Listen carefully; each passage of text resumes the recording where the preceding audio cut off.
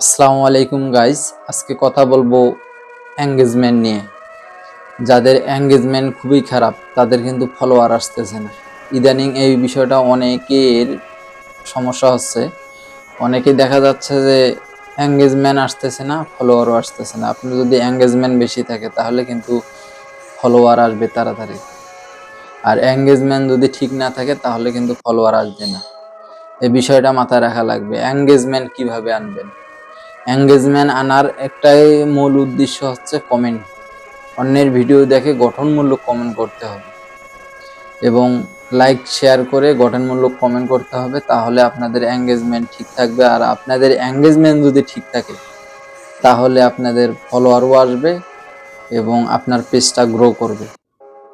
আপনার follower, page grow সবকিছুই নির্ভর করে আপনার এঙ্গেজমেন্টের উপরে। তাই আমি বলবো যে এঙ্গেজমেন্ট বাড়ান। আর এঙ্গেজমেন্ট বাড়াইতে হলে আমার এই ভিডিওর নিচে একটা গঠনমূলক কমেন্ট করে যান, এতে দেখা যাবে আপনার এঙ্গেজমেন্ট বাড়তেছে।